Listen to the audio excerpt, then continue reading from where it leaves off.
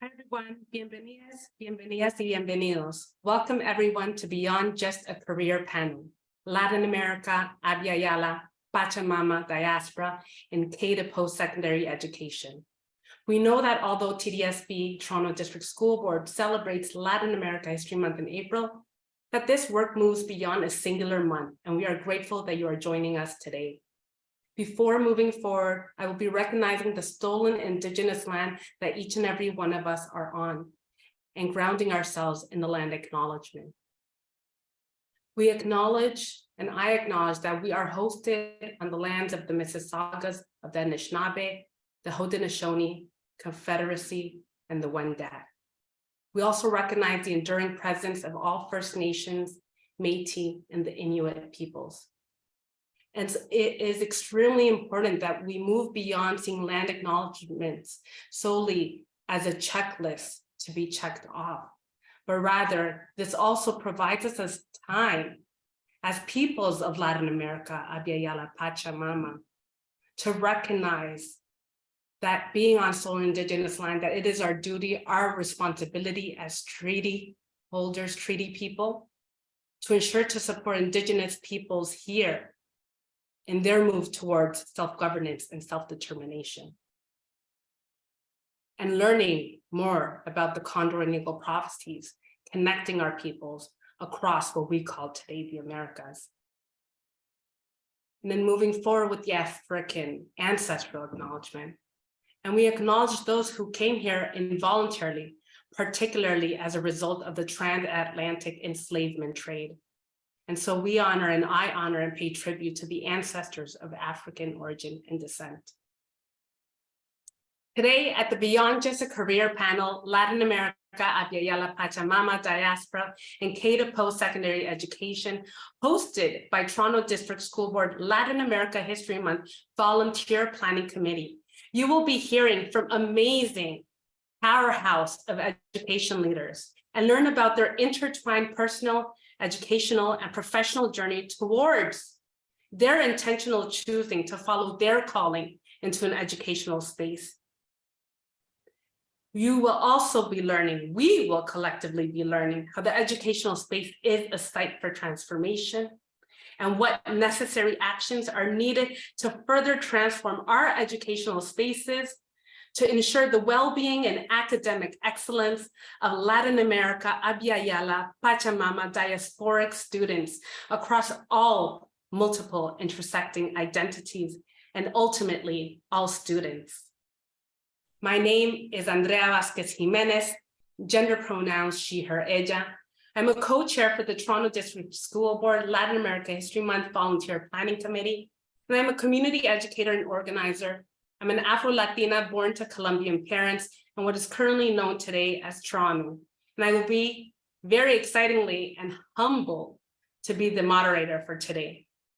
And so for panelists, we have Derek Chica, Ixchel Bennett, Dr. Cristina Alexandra Guerrero, Flor Aviles, Matias de Dovitis, and Matthew Echavarria Webb is looking to join us as well.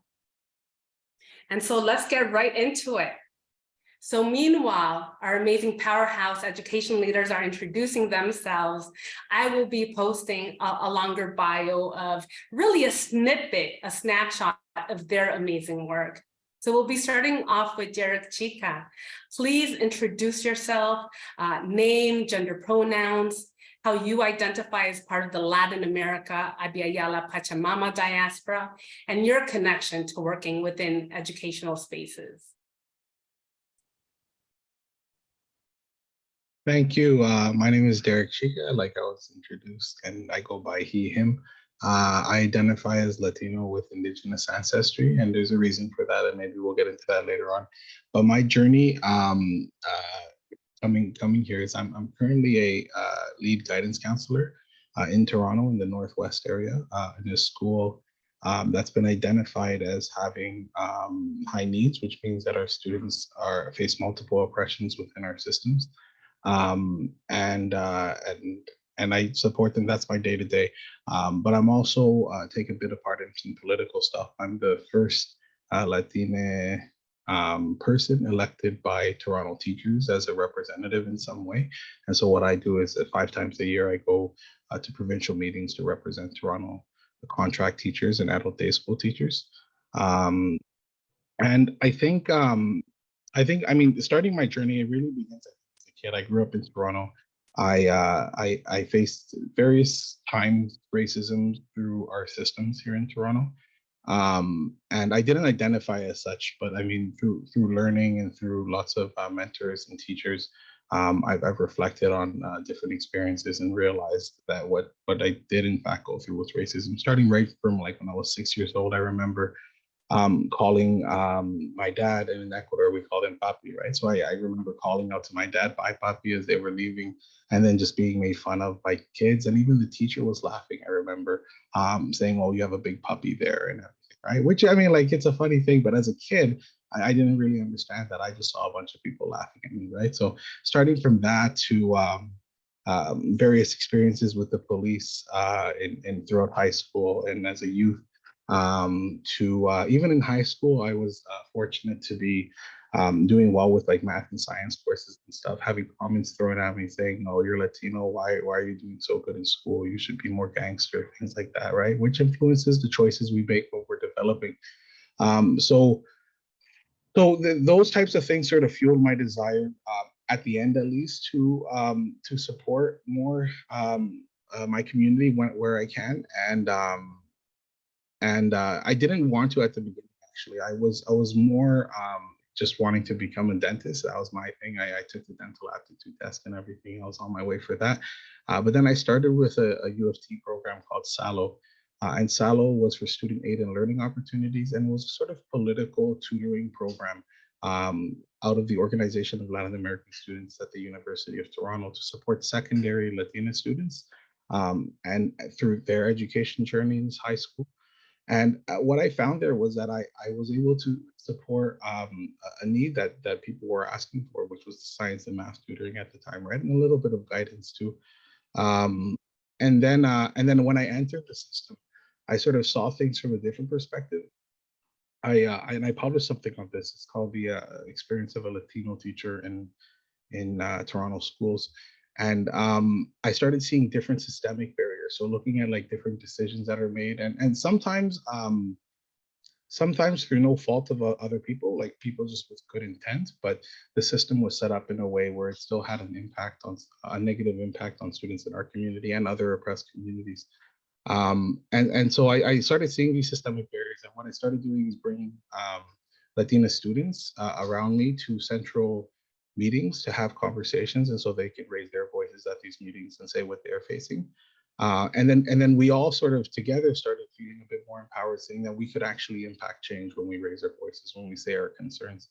And then throughout that, that sort of began my journey to where I am today. And I'd say like keeping an open mind. I've made mistakes before, and just learning and constantly learning is essential because we have such a diverse community.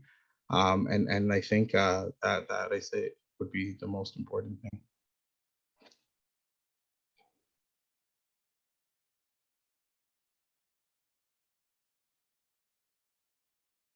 Thank you so much, Derek, for introducing ourselves to you. And up next, Ixchel Bennett as well. Please introduce yourself, name, gender pronouns, how you identify as part of the Abya, Yala, Pachamama Latin America diaspora, and your connection to working within educational spaces. Ixchel. Okay. Muchas gracias. Nilse Nanotoka Ixchel. Greetings, everyone. My name is Ixchel Bennett. I use the pronouns she, her, and ella, and I'm really glad to be invited here. It's good to see familiar faces and new faces as well. And my journey in education, I immigrated from Mexico. My mom is Zapoteca from the indigenous nations of in Oaxaca, from Mexico, and my dad has ancestors from the Nahua people. So growing up, like I knew that we were indigenous, but it was not something that we promote. My mom speaks Zapoteco, but has forgotten most of it, I guess. She grew up in the land until she was 12 and then moved to the city. Education has always been important to my family. So I knew that it's something that I needed to continue and to pursue. In Mexico, going to schooling, I loved it. I mean, I loved school. And I had really good memories. But when I came to Canada, that's when things changed. You know, similar to the story that Derek shared with us about the perceptions, how they combat my own perceptions as a Latinx Indigenous person, is what hurt me in schooling. So in schooling, I started in a Catholic school board, and I remember, since English is my second language, we were all sitting at the back table, right? So there's where all the English as a second language students are. And most of them were Spanish speaking students. And I remember that it was just right away, I felt this exclusion of not being part of the group, right? I remember I came here when I was in grade 3. I remember also that my teacher, when I would excel in my work, she would be surprised, like shocked, like, oh, is that something that I did, or who helped me, even though I was in the classroom. So then I remember feeling that, you know, instead of being that A student that I was, the teachers expected me to be in a C level. So then I started just performing with C's. It's not until I wanted to go to university that, you know, they told me, well, no, you need to get A's and B's. So I said, okay, fine, then I'll change my grades in high school. And then I continue to have A's and B's. And now, you know, now that I've been in education for 20 years, and now that I reflect back, um, I realized that teachers had really low expectations of me, right? And that's something that I had to, that's the reason why I went to education. When people ask me, why did I go into education? It's because I really had not so great experiences, not good experiences in education. Also, my sorry, I just lost my train of thought. So I wanted to pursue education because of the negative experiences that I had. I wanted to represent and have people that look like me, right? When I was younger, I was really made fun of my lips, of my nose is too wide, you know, my lips are too thick, right? And that's something that I grew up with. I remember in grade 8, I said, you know what? My name is so difficult to pronounce because it's Ixchel, right? And in the Spanish language, it would be pronounced Ixchel, right? And I remember I changed my name to Michelle, right? So, and when my parents found out, they were very upset because my report card went home with Michelle, you know, Kiro Sumano, that was my name before. And they're like, why did you change your name? You know, we gave you an indigenous name, you know, she means the goddess of the moon and the stars and fertility. She's a powerful goddess, you know, the goddess of war as well. You know, don't let anyone change your name. So it was this underrepresentation, not seeing people like myself in school, that had a big impact on me. And now I was working at TDSB, and I just recently moved to Simcoe County District School Board, which, let me tell you, is a complete different close to Toronto, but complete different world.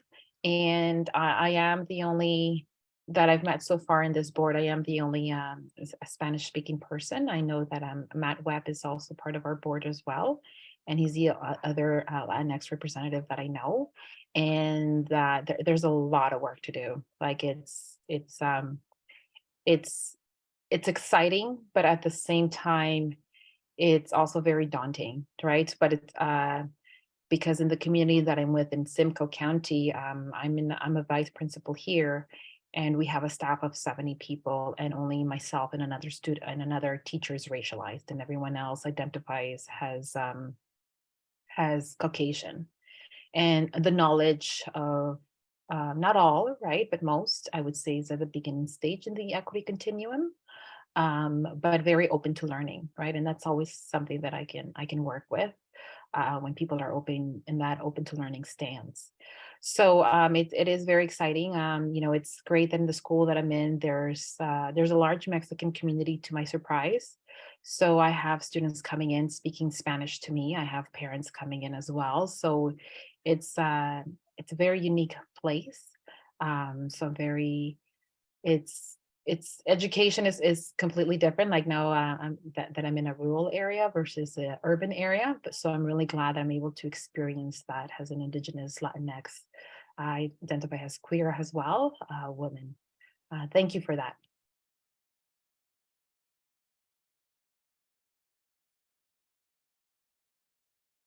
Thank you so much, Ixchel, for sharing with us all of that. And next up, we have Dr. Cristina Alexandra Guerrero as well. Please introduce yourself. Thank you. Thank you so much, Andrea. And I just want to say, Ixchel, thank you for sharing your experience. I think it's a very beautiful thing. You know, I can only begin to imagine how much that means to the students and the families with whom you're working. I forgot to turn on my camera. with whom you're working in the new board. And it's also great to hear how the equity journey is something that many of us are on, and how we're open to supporting everyone's learning journeys there. Okay, so my camera's on. I'm Cristina Alexandra. I am a secondary teacher by profession. You know, I know many of the people here on the panel, having worked with them in different roles across the Toronto District School Board. And now I am working as a professor in the Bachelor of Child and Youth Care at Humber College Lakeshore. And so that has been an amazing experience as well. You know, just speaking in terms of family connections, my father, Alberto Guerrero, who came to Canada as a young person, that is the institution where he got his education. So just to be back at the very campus on that land, even though it has changed so much institutionally, is of deep personal and professional importance to me. I guess in terms of sharing my journey and just looking up on my screen and my, you know, my moments that brought me into the educational system, you know, it's a journey that continues on. I was born and raised in Toronto, the daughter of Ecuadorian immigrants. And I think one of the really important things to also consider when we're looking, and Andrea, I really appreciate how you talk about the Latin America, Abya, Yala, Pachamama, Diaspora, because it really speaks to the diversity of the community, not just here in Toronto, but worldwide.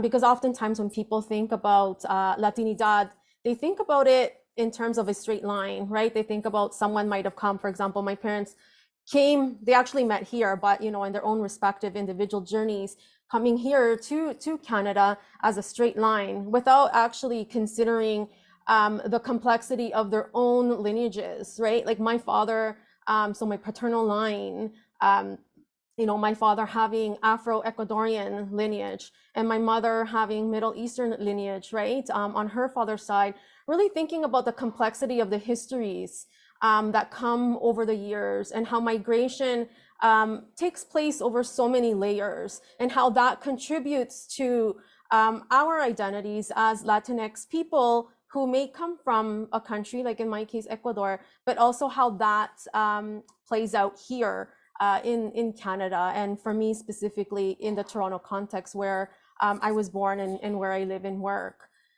In terms of my educational journey, I went to school here in Toronto, in the city, in the Northwest, Toronto Catholic School. And I think like many of us can relate, and even students today can probably relate. The focus of curriculum continues to be and was, in my experience, very Eurocentric, very Catholic.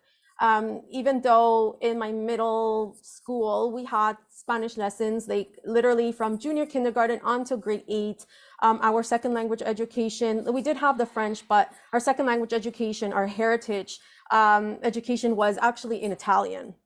And so, you know, that sort of became a part of my upbringing, and I didn't really think about or realize it at the time. And you know, even having continuing to take Italian through university, I did take Spanish as well, but you know, just thinking about how ingrained a lot of Eurocentrism is, right? Like just the fact that, you know, and lucky for me that my parents instilled, you know, the language, right? Speaking Spanish at home, we continue to speak Spanish at home. You know, taking Spanish at the university and like at the master's and undergrad level, and me continuing to, you know, speak Spanish to my own child who is now 16. But thinking back to how educationally our identities weren't really, at school at least, weren't really honored as much as other cultures have been and continue to be. And when it comes to K to 12, I never had a Latinx teacher. Like, they were either Italian or Canadian, some sort, French Canadian. And I had my first Latinx teachers. I know, Derek, you mentioned Salo and University of Toronto. That was my first encounters, we can say, with Latinx educators. And it was at that point where I really fell in love with education as a TA in the Spanish program. My professor from Argentina actually helping me land my first teaching job straight out of teachers college, right? Calling the principal and saying, you really should hire her. So like some of us here, I didn't really see or perhaps even notice as much the systemic barriers, because I began to realize more as an adult that the systemic barriers do not necessarily happen to us in terms of ways that are really overt, right? In terms of the name calling, the making fun, they can be more covert, like the exclusion, the omission from the curriculum, right? Even ourselves as educators within a system, a highly diverse system, even myself being hired as the token Spanish teacher, being asked to, teach students how to dance. I didn't know how to dance, but that was the ask, right? Being told by an administrator that classroom management, I can handle it because I would show my gang signs, like just things like that. Even in terms of erasure, right? Where our own ideas are out there and then other people may try to take them and co-opt them. And so, really thinking about all of that from childhood to the now and how that impacts how we operate in educational spaces, I think it's important that we have these collective conversations where we acknowledge right now the power and the position that we may have, while recognizing that there is a lot of work that continues to, that needs to be done, and having allies in the system, right? Whether it's in our community or outside of our community, and really making use of those funds of knowledge to help to mobilize the next generation of young people. Thank you. Gracias, Cristina. So much for sharing that with us, and 100% the work continues. And next up, we have Flor Aviles. Would love for you to also introduce yourself, name, gender pronouns, how you identify as part of the diaspora, and your connection to working within educational spaces. Hola a todos. Muchas gracias, Andrea. So my name is Flor Aviles, and I am a secondary school teacher for the TDSB. Currently, I teach Spanish and French. And a few things about me in terms of just professionally speaking, just to get to know some of the things in which I've been involved. So I've been teaching for 15 years, and I'm one of the directors on the board of directors for OMLTA, which stands for Ontario Modern Languages Association, Teachers Association. And for this organization, I've been on it for about a year, a little over a year now. And one of my motivations actually for being a part of this association is the lack of diversity in terms of the languages that it represents. It's very Eurocentric, and these are things that the members of the organization as well had noticed. And so I wanted to bring a different voice and also really try to bring more attention and spotlight to the Spanish language, along with other languages that are taught in Ontario, and especially within the TDSB. And so there are a variety of things that I've been doing. We're currently working on a series, module series for specifically FSL teachers, and I will speak to that in a minute in terms of why it is just FSL teachers. Where it is a way to support teachers with regards to equity, racism, diversity, and inclusion. And so that is something that I'm creating it in such a way that it is focused on predominantly, well, it is fully focused more so for FSL teachers because it is funded by the ministry. However, it's being created in such a way as well where other language teachers can use that as well, and just other educators in general.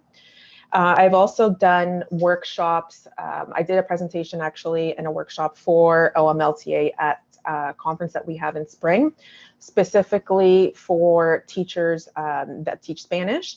And this last spring, actually, I did a presentation on how to incorporate teaching about and being inclusive of the Afro-Latina community.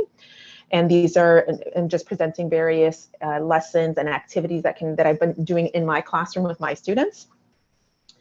And also something that has been very important to me as a teacher is I love languages all around. I wish I could speak all languages, and I'm definitely going to learn more. But for me, being in terms of how I identify, which I identify is Afro-Latina, using she, her, ella pronouns and elle for French, is really, I love teaching French. However, being able to not just teach the Spanish language, but also teach the language as it is spoken in various countries as well in Latin America is very important to me, and being able to bring to the classroom representation in what those of the Latina community really look like, how they express themselves as much as I can. And so really trying to be inclusive. So because of this, I've really tried to focus my workshops and presentations on the Latina community. And so I've also done workshops and presentations for the TDSB.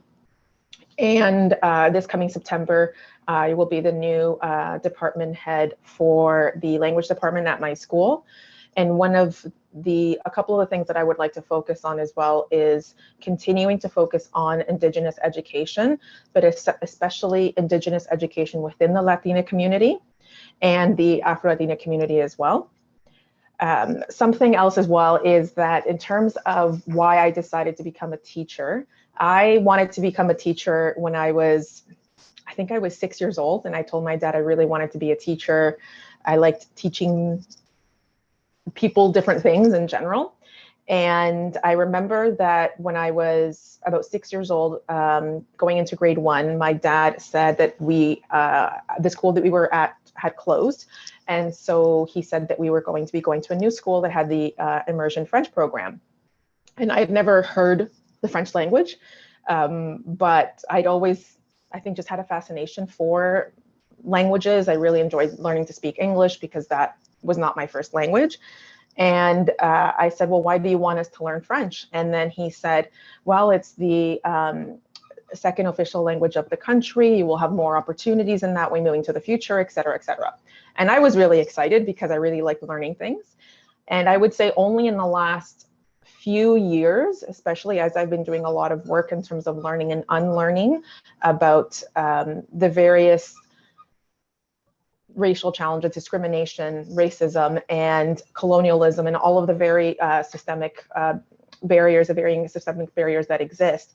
Really being able to understand that my dad, of course, I'm grateful for him having encouraged me to learn this language, but he as well was very much impacted by the fact that it is it's linguistic colonialism of feeling that you need to learn that language. And I will get into that in more detail when we do the questions and other challenges that I've had. But overall, something else that I wanted to say as well is that it really is an honor to be here and to be able to speak with everyone and share my experiences, and especially share a little bit more about my journey as an educator, and specifically as Afro-Latina. And one last thing as well is I'm Afro-Latina from parents that are Nicaragüense, and I too am Nicaragüense. I was born in Nicaragua and came to Canada when I was 5.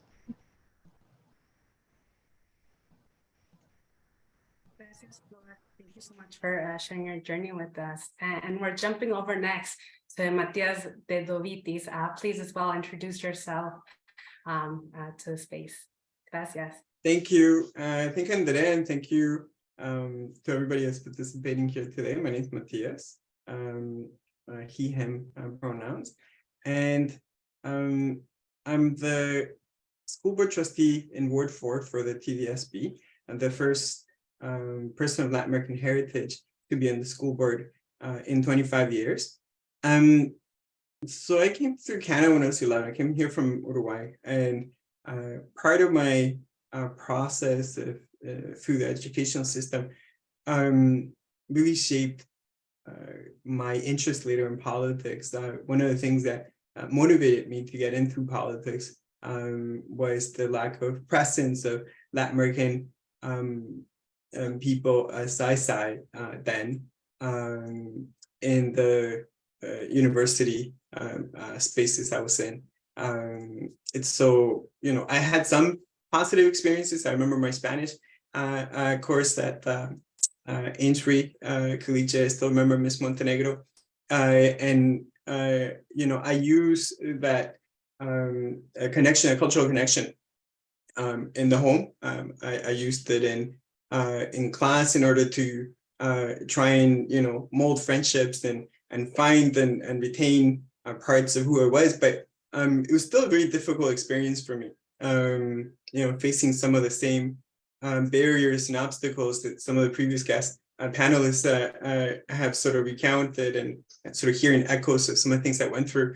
By the time I landed in university, there was very few spaces I felt like I could belong. And one of the things I ended up helping to do is to create the organization Latin American Students.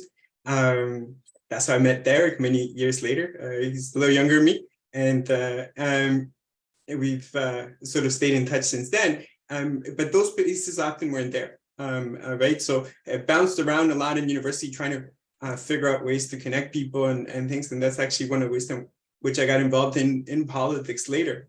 But I found those spaces really, really difficult. Was hired once to work in a phone bank, and because I spoke Spanish, but then it had that offer rescinded because I had an accent when I spoke English. So figures, right?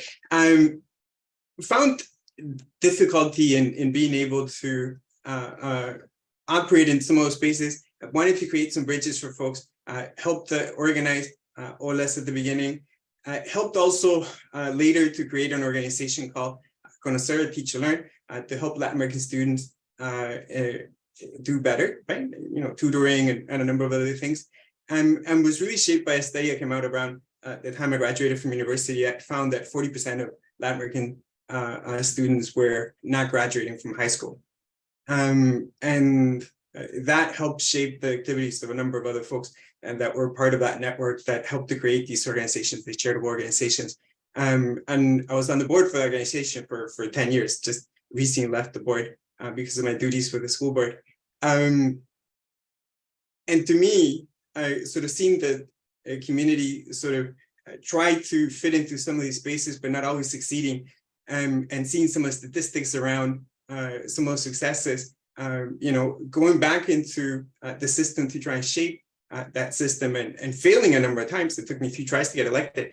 Was a really significant part of my motivation to be able to go back and create better spaces, more open spaces for other folks, to create better opportunities within the system, and to shape a system that would hopefully be more open to differences and to multiplicities of self-expression, which we continue to struggle with as a system.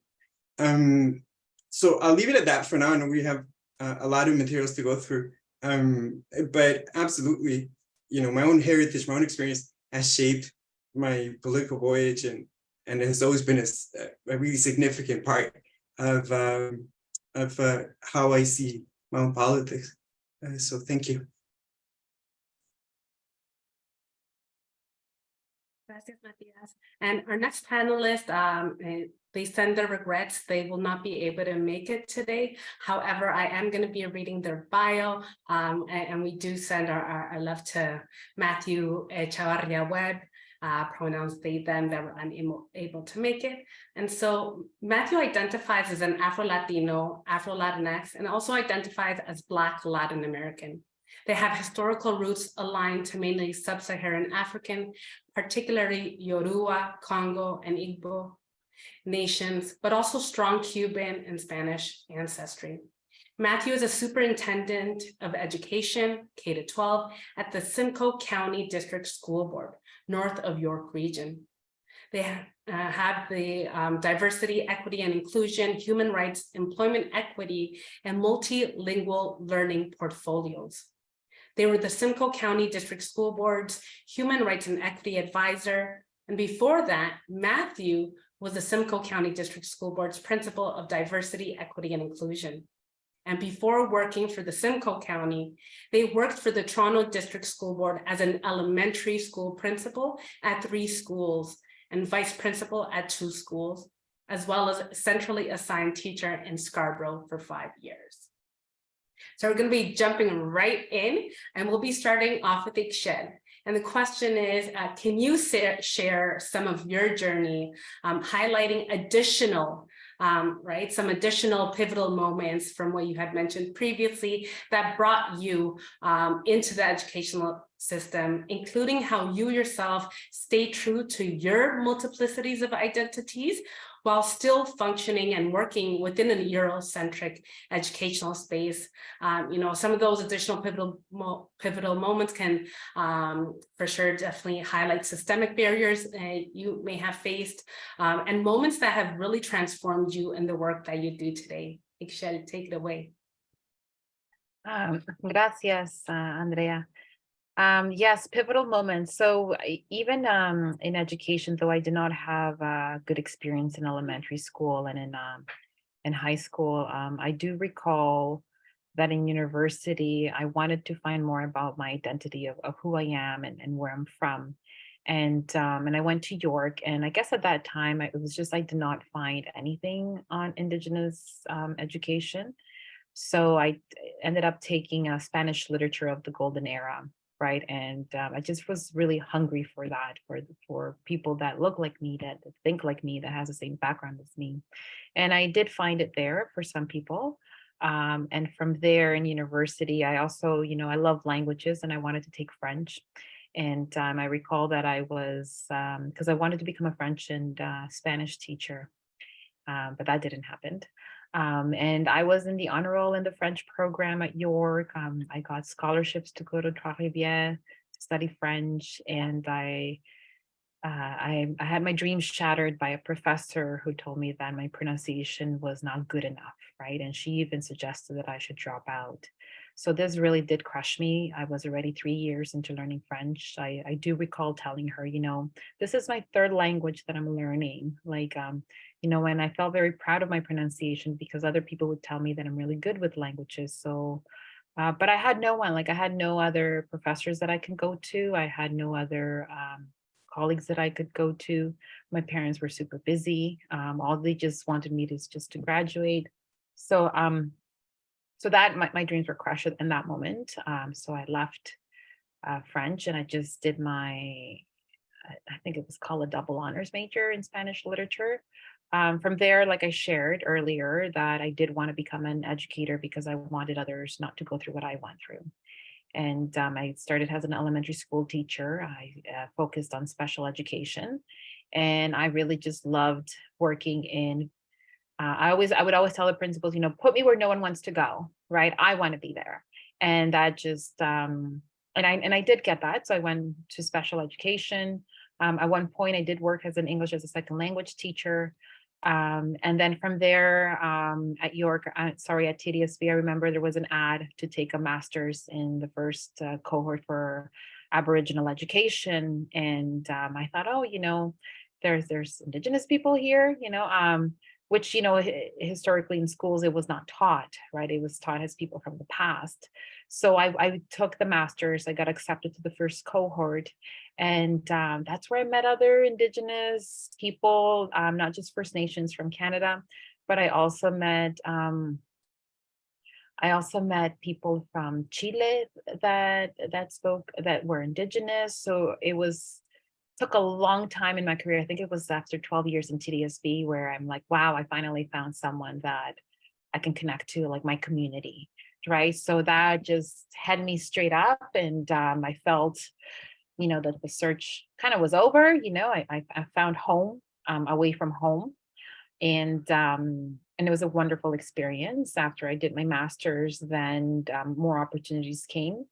And I got seconded to York University, where I just loved my journey there.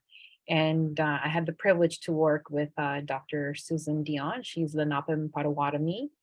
And I was part of the first, she initiated and I helped her with that, the first Indigenous teacher education program called Waban. And then from there, it was a wonderful experience. I still keep in contact with the students. One of the students actually works for this board, to my surprise. So we still call each other. And then from there, I chose, I'm gonna take my PhD. So Dr. Susan opened the first PhD Indigenous cohort, which I was part of as well. And I'm still part of right now. I just finished my proposal, just working through my ethics. And my study focus is on Indigenous teacher education programs, because I found that I'm really just tired of teaching others about me, right? I'm tired about, and when I say about that, it's like I'm tired of teaching others about me and say, here we exist. So I decided to shift my focus into what do we need as Indigenous people, and have programs that are created by us for us, right? And in this Waban program, there was also Indigenous students from Canada, but also from Mexico. There were Indigenous students from Chile as well. So it was all of the Mesoamerica, right? So that's what my focus is on now. And with the board that I'm in, what I really love is that I'm really getting to see that wider perspective of, city, what city folks are going through. And then when it comes to this journey, and also what the rural folks are going through as well in education. And at the end of the day, what I have found is that it's just that lack of knowledge, right? There's this big knowledge gap that just people don't know what they don't know. That doesn't excuse them. But it does mean that there's a lot of work to be done, right? And I think I am already past my limit. So thank you for that. Glatzo Kamati. Yeah, it's so important what you had mentioned around seeing yourself, right? That representation piece. And I know we're actually going to be hitting on that on the next question, but the being seen, being heard, and being reflected and finding community is so important and is very much transformative. So gracias. And up next, we have Dr. Cristina Alexandra Guerrero. Also, please, share with us some more of your journey. Likewise, highlighting additional pivotal moments, and that could very much include systemic barriers that we're facing. How do you stay true to yourself and your multiplicities of identities as a person of the diaspora? And what moments have transformed you in the work that you do today? Thank you so much for that, Andrea. Yeah, and it's funny because I appreciate this question because it's a continuation of what I had started to talk about. And I was thinking, oh crap, I might have answered the two already. But yeah, there's definitely a lot more. And I think it's important for us to, really think about what grounds us and what is our big why for doing the work that we do. And for me, it's two major things.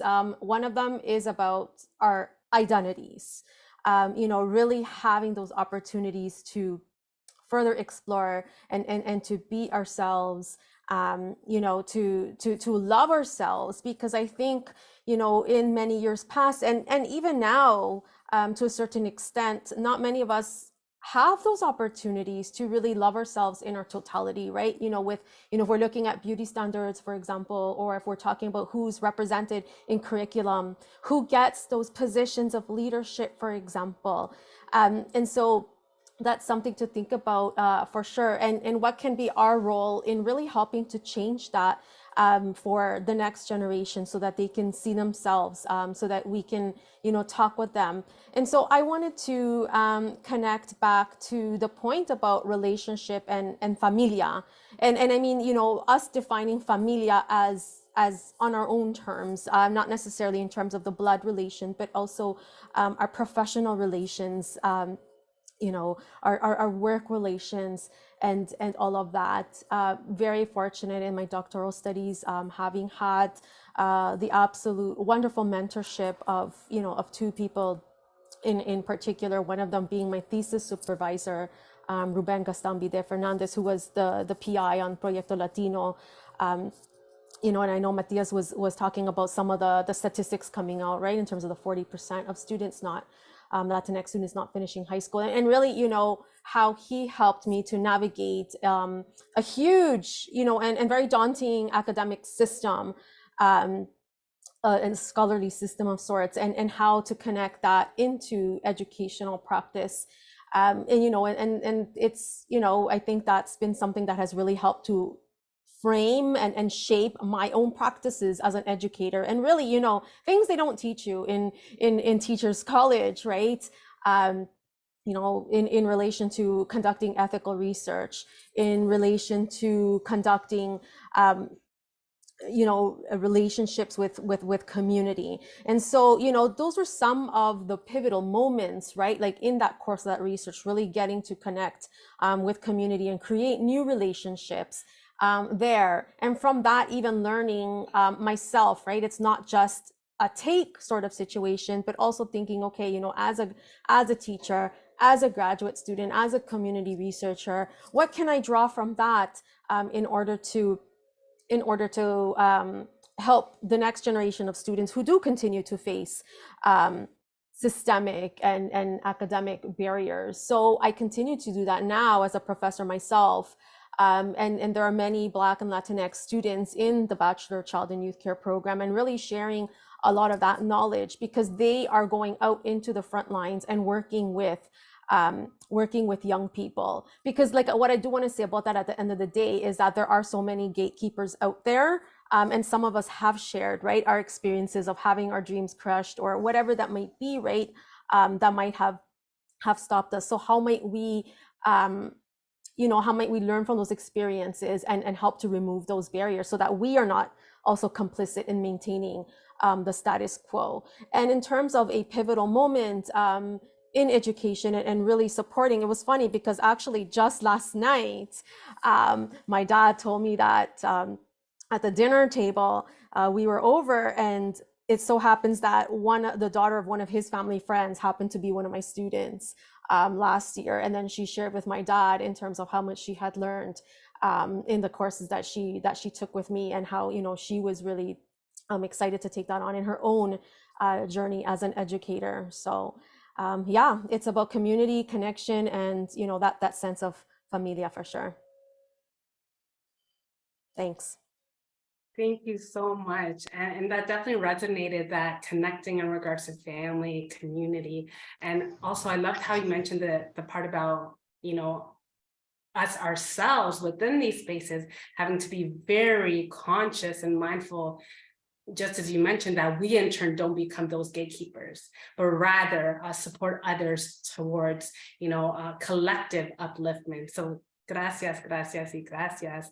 Up next, we have Flor Aviles. Can you as well share some more of your journey, highlighting additional pivotal moments, and also how you stay true to yourself while still working within Eurocentric educational spaces? Gracias, Flor. Gracias, Andrea.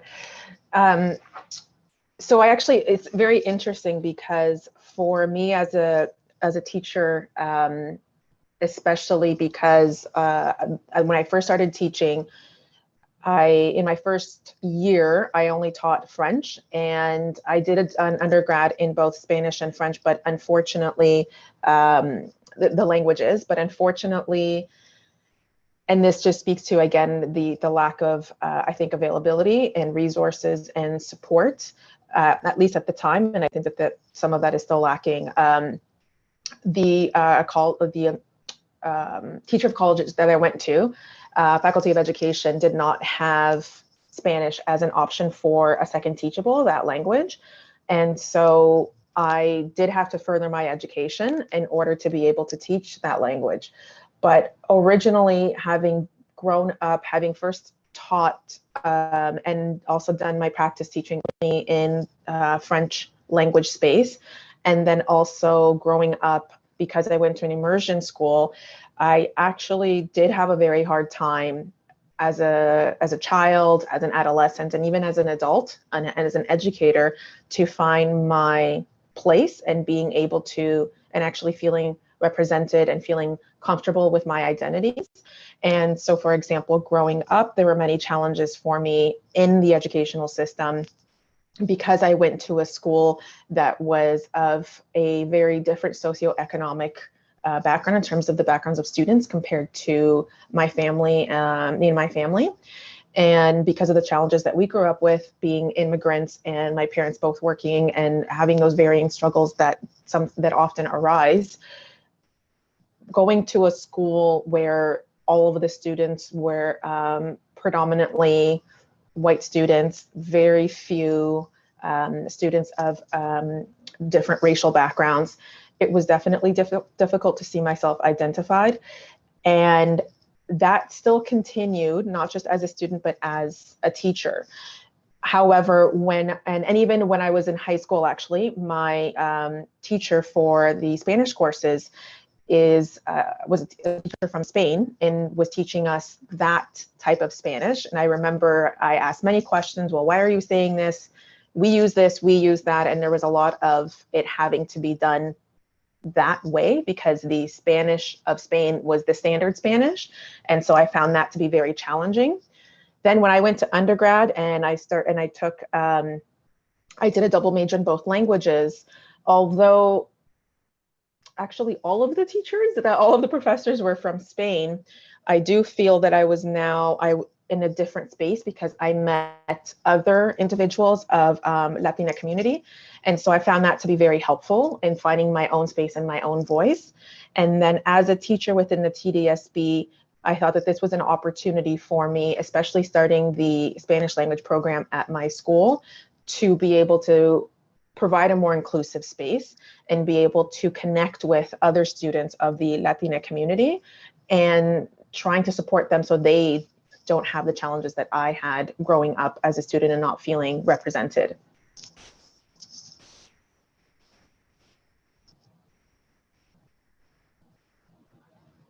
Thanks for sharing some additional parts of your journey. And what really was highlighted, especially when we're talking about Eurocentric educational spaces, is really recognizing, what you mentioned, that white supremacy indeed is global, right? And this normalization of whiteness, and in our case, in regards to the Latin America, Abya, Yala, Pachamama diaspora, would be the European, the Spaniard, the colonial. So thank you so much for highlighting that. And up next, we have Trustee Matias de Dovitis. Please as well share some additional pieces of your journey with us. Yeah, so I go back to a class I had taken. So the Spanish department at U of T had taken some donations connected to the Spanish embassy. So the Latin American program then was called the Ibero-American Studies Program. And I was in class, it would have been second year, and we're looking around, we're waiting for the prof, we're chatting, a few of us, didn't know everybody in the class, and we're trying to figure out who's from where, and we're having that conversation about, oh, you're from this country or from that country and all that other stuff. And we realized that even in a Latin American course, in the core of the Spanish language department at U of T, most of us were not from Latin America. And that there weren't a lot of spaces, and that we didn't know a lot of people, and so on, right? So, we started trying to organize. That was sort of like where first was called the Toronto Latino Group, and then we changed it to the Organization of Latin American Students as we connected with other campuses throughout Toronto, York, and other places, right? So, always sort of struggling to find places where I could fit, right? Remember going out and trying to reach out to charitable organizations that I thought would do work with the Latin America Diaspora or different things. And there weren't a lot of spaces. There weren't a lot of places where you could be active, and I was so thirsty for that. Like I absolutely wanted to go out there and do stuff. And there weren't a lot of spaces for us to be able to sort of be active in these things. And, just remember butting my head against a number of different things. And, while I had some success academically, was able to get a master and do some other things, there also wasn't a network there was a group of people I can tap into and sort of ask about, like, you know, maybe I wanted to do a PhD because I thought about it and so on. But, you know, I didn't really have anybody I can get help on this stuff. And while my parents and my mom, she had some education, I also didn't have someone at home that can help me traverse the system here, you know. And it wasn't until I got into politics that I was able to tap into some folks that would be able to help me understand how to do that networking and how to develop my some of the skills that I had into something that you know, can pay the bills and things of that nature. And I remember going back to an event developed by an organization in the community after graduating and having a chat about with a number of people. Not dissimilar to this, you know, language would have changed and so on, but the issue is still very similar. You know, what is the success rate of the Latin American community within the educational system, right? Because there was that study, 40% of Latin American students were failing. And there was a story a couple of days ago on the Star, and it looked at the success rates for a number of different groups, a study, someone did, and someone was covering this study, and it found, very similarly to what we would have found 20 years ago, that there are a number of groups that are having a difficult time in the system. And it once again includes Latin American communities. So there have been other groups that have been able to coalesce around, galvanize around some of these issues and become a bit more successful in the graduation rates and post-secondary educational rates and things like that. This is still a motivator for me. I want us to be able to have these conversations, but then also figure out what it is that we need to change in order so that kid in grade 5, grade 6, 7, 8, 9, that's sort of thinking already about not completing school, or they're going to start working, or they're going to do this, and they're not going to be able to fulfill their full potential, whether that's in construction or whether they want to be a doctor. And that's important. And I think maybe Cristina, you can share a little bit of your research, because I remember you shared this once and it blew my mind, and I'll finish off with this because I know my time's up. But you know, the attendance rate for Latin American kids, even very early on in the educational career before they get to elementary, is already affected. So we need to start thinking through what some of the systemic barriers are for Latin American families in the system, and how it is that we sort of are able to better traverse those obstacles together as a community. Thank you so much, Trustee Matias. You know, I'm sure all of us find that extremely important when you've mentioned in regards to the push out rate, right? And the really necessary piece of looking at the structural issues, that these are systemic issues, right? And not necessarily individualizing it. So thank you so much for highlighting those pieces. And we'll definitely be getting to some of the pieces that are necessary to actually be supportive of ultimately all students, but through the lens of looking at support for Latin America, Abya, Yala, Pachamama diasporic students. So gracias. And up next, we have Derek. You as well, please let us know more your journey and additional pivotal moments, including systemic barriers, and how you stay true to you. Thank you. So I wanted to talk about, like you were mentioning today, and some other people mentioned, pivotal moments. And I was looking at my answers and I was like, it kind of revolve around my students, learning from my students, my family and learning from my family, and ancestors included in that. And then like mentors and teachers that I've had, and by teachers I mean anyone who's taught me something. So I mean, I'm not talking about teachers back in, I didn't really get along or like talk to any of my teachers back in school. And then I'll talk a little bit about the feelings and what I'm facing right now in different situations. But I mean, if we go back to the student, I mean, I talked about first getting into the thing that actually first brought me into education, which was SALO at UFT, which was a political tutoring program that supported students in our community. And so that was the initial sort of pull. But once I got in, like others have mentioned, I was the first Latino teacher of a lot of these students, and they explicitly mentioned that. And I remember even just once going in the announcement at Downsview Secondary School, which is in Toronto, and just being like, okay, let's start a Latino student club. And Latinos Unite was like sort of, I guess, hashtag, which what we would say now. And it brought together, like I'd say 40, 50 students all in the classroom, just with like little promotion, just putting it on, and then word spread, and then everyone came together and we started a club. So this type of thing sort of kept me going with it. And I remember students were questioning that.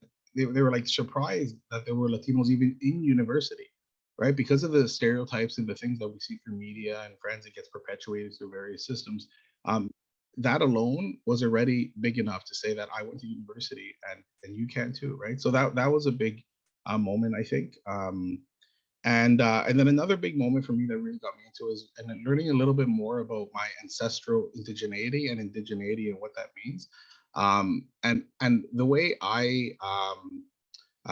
I've learned it, and the way I see it, is that indigeneity is very much tied to community, right? So that's why I say I have indigenous ancestry and I don't say I am indigenous. Because for various reasons of colonialism, there has been a break in the sort of tie to explicit indigenous communities in my family, from where my family's from in Ecuador, which is a small town in Giron, which is in the mountains. And even Giron is the bigger town. Like my family actually goes beyond that, where like the roads don't go in the mountains. You have to climb up and everything. It's quite a hike. I've been there. And so learning about that and just questioning, and learning how down there, when I was asking family and like family friends and stuff, it's a small town, right? Everyone knows each other.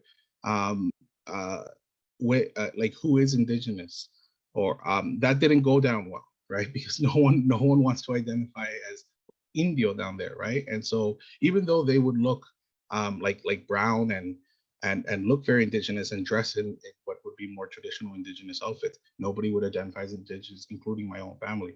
But then I would ask questions like, okay, when was the last time someone in our family wore, and I forget the name of it, polleria or something like that? And then they would tell me, oh, your grandmother did, or your grandfather would come down from the mountains after working the land and everything. And so all these different stories that were ties to the land and ties to indigeneity were broken apart throughout the generations. And so that's why I think it's important to learn all that and go deep into it. I could say more, but I know my time's running out. But that's why I say indigenous ancestry. The other people who have also helped me and were like supervisors, like administrators, for example, who gave me a shot at guidance, because I had no experience in guidance. I was doing student success at the time, but someone gave me that shot, and the first year was a steep learning curve. And now I've sort of maintained that position for a while, and now I'm part of some central advisory committees on equity and guidance and everything. So definitely looking around for opportunities to take advantage of that. And then where I'm at right now, I mean, I want to say what sort of, how do I survive? It's very hard. I'd say like imposter syndrome is really real. And so like if you feel like you don't belong in a decision-making space, you belong there. You definitely do. I felt like quitting over and over again, and that still happens all the time, where I'm like, forget it. I'm just gonna let it all go. I'm gonna come, so just support my students, my family, and my kids. But there's reasons we're there, and we have responsibility in those decision-making spaces. And the thing that's really brought me through it is that community connection, and just bringing it back to what my students are experiencing, what my community is facing, what my kids may or may not face in their futures. And that's what sort of keeps me functioning and surviving in these Eurocentric decision-making spaces. Thank you so much, Derek. You know, so important that you made mention and spoke to colonization, right? And this ongoing presence of colonization, right? Coloniality, and really thinking about how that has disconnected so many people within our communities from our ways of being, from our ways of knowing, from getting even to know who we ourselves really are, and even internalizing and not wanting to self-identify even as part of our own communities, right? And thank you so much for bringing light to that and highlighting those pieces. And so next we have Doctora Cristina Alexandra Guerrero with our next question.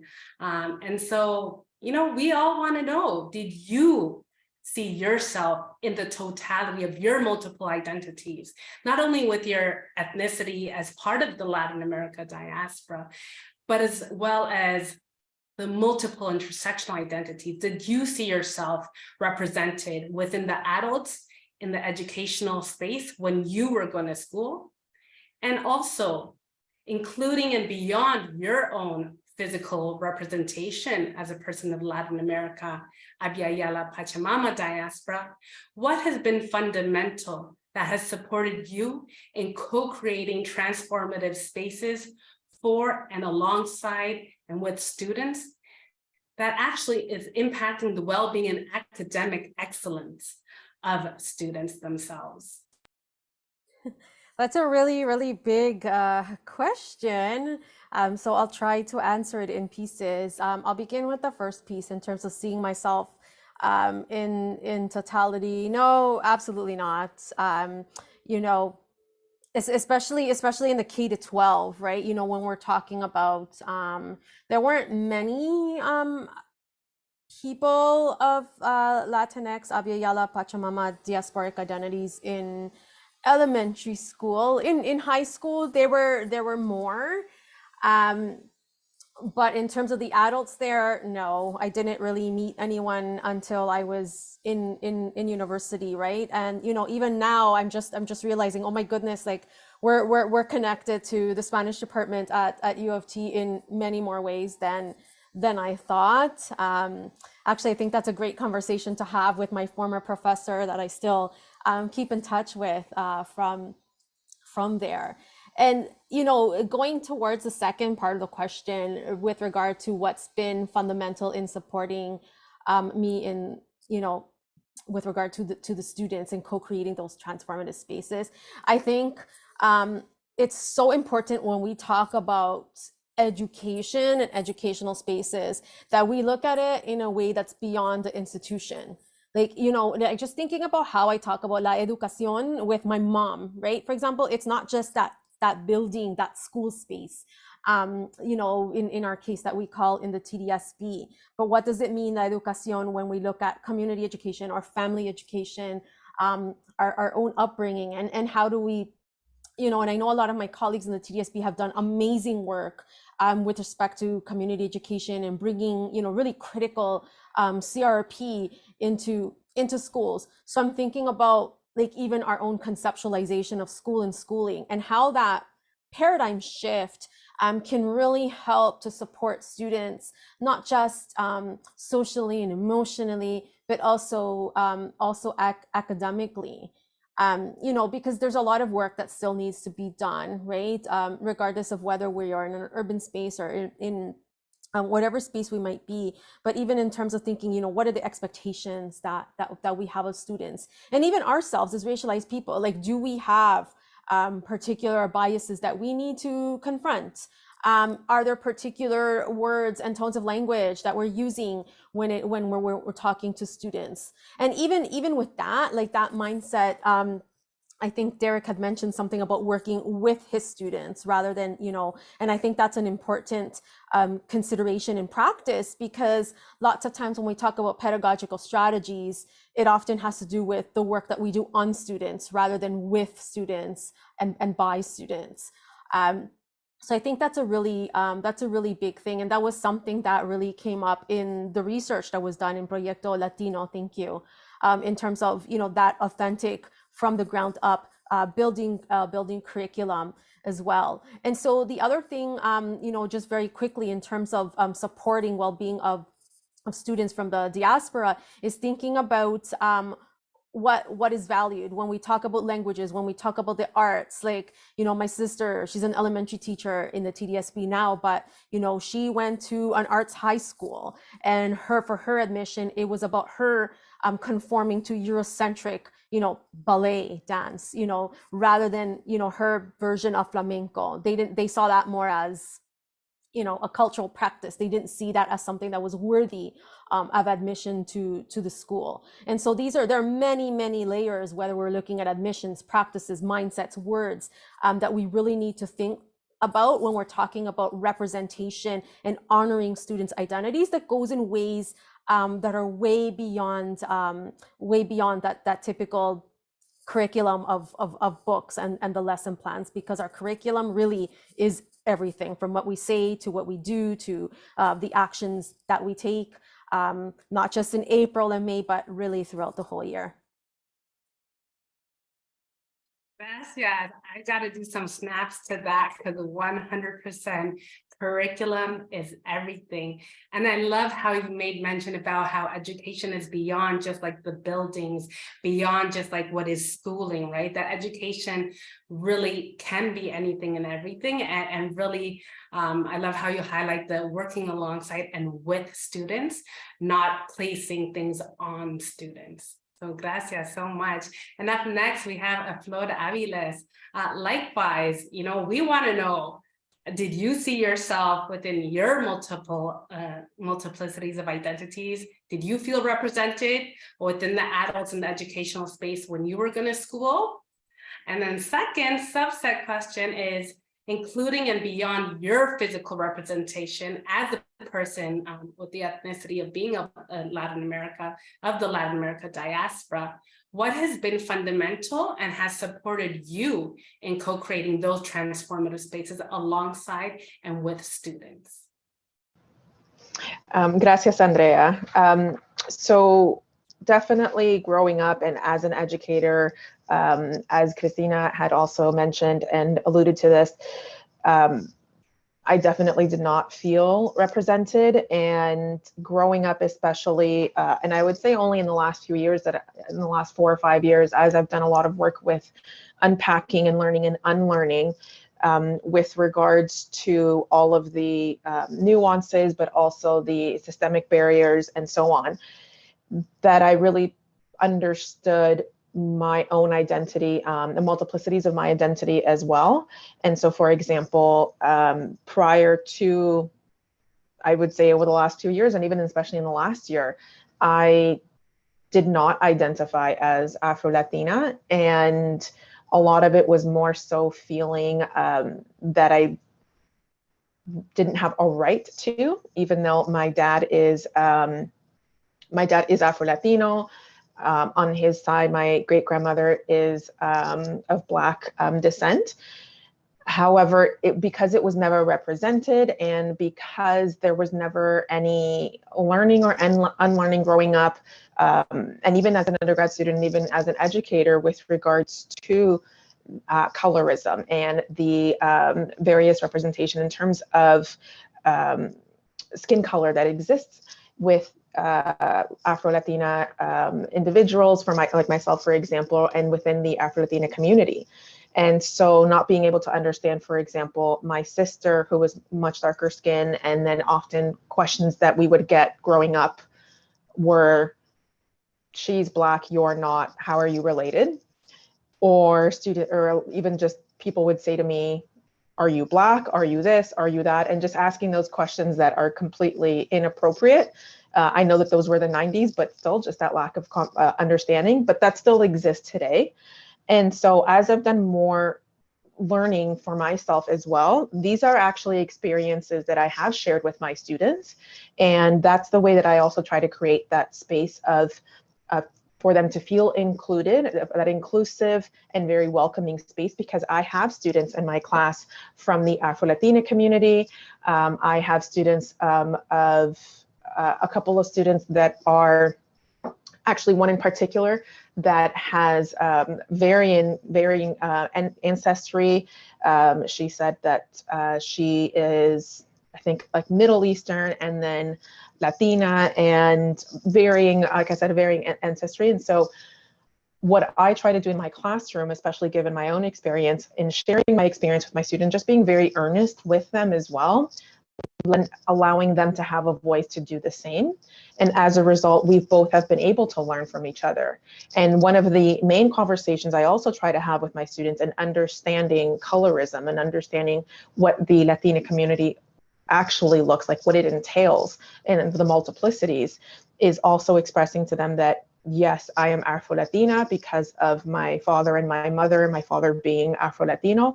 However, I also acknowledge that I am white passing, and what does white passing mean, and white presenting, and what are the privileges that exist within that, and my own privileges as a result compared to my sister, for example, and my other siblings. And so as a result of this, students, I can definitely tell they are more comfortable and they share more about their experiences. And then those that do have privilege also feel comfortable to express that and to understand what that means for them. And so this is something, like I said, that I really try to do in my classroom, is just creating that space of really being able to have open dialogue where we all really learn about each other and our ancestry and our experiences and about our families and so on.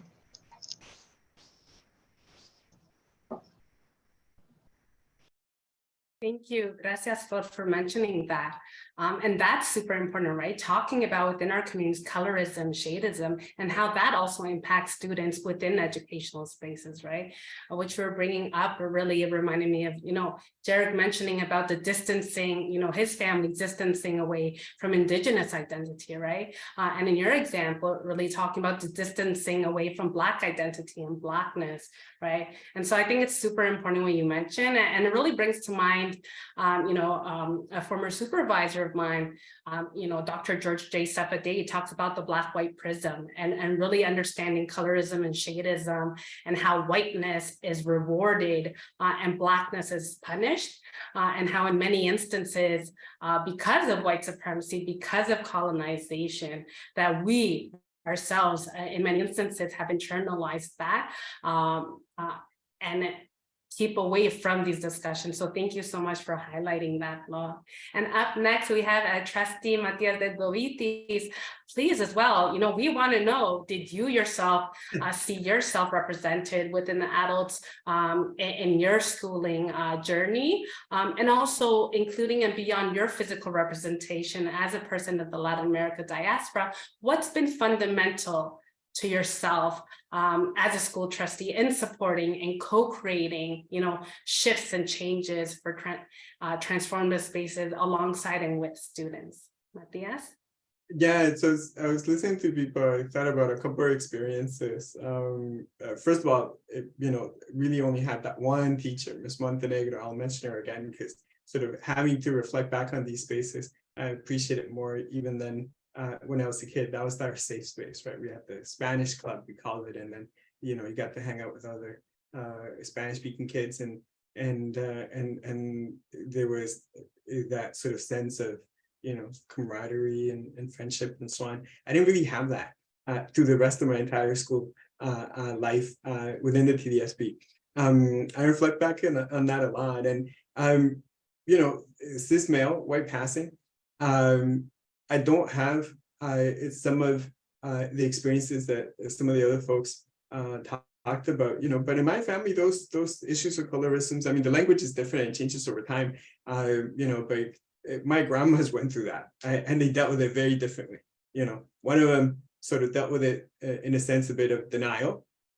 The other one was militant about it. And she loved to tell her other family members and us about our history, and that we weren't all, European ancestors and things of that nature. And I'm proud of that. And I'm proud of that history. But that being said, going forward to my grade 11 history class, the courses were a little bit different then. And, we had an option as to whether or not we were going to take some non-Western European lessons. And I had a very good teacher, really liked the course. Outside of it is like really awful thing. So he basically gets up and asked the class whether or not we wanted to learn anything that wasn't non-Western in history. I raised my hand. It's like my hand was up before he finished the sentence, and no one else did. And we didn't learn anything about any other culture that wasn't Western that year. And there weren't any courses I could take.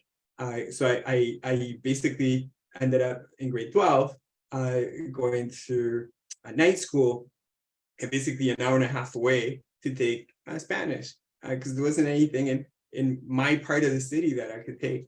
So very difficult to find those spaces. And I talked about that again before, right? And part of what I would like to be able to do in my tenure here at the TDSB is to wear that solidarity with all the other groups, right? So important for me to support, any actions that we can take against Islamophobia and other things, because I understand that there's a connection in all these different elements that sort of bind us in that prism that Andrea was talking about.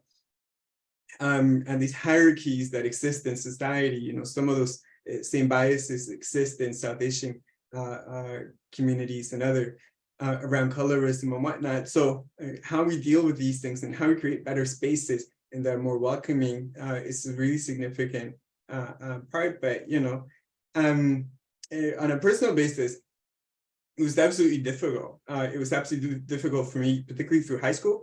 There was nothing I can latch onto that was interesting, that spoke to me. And then when I got to university, there was nothing there either, even though it's a much bigger space, and spent 3/4 of my time there trying to create some of those spaces. But it was a bit of a voyage.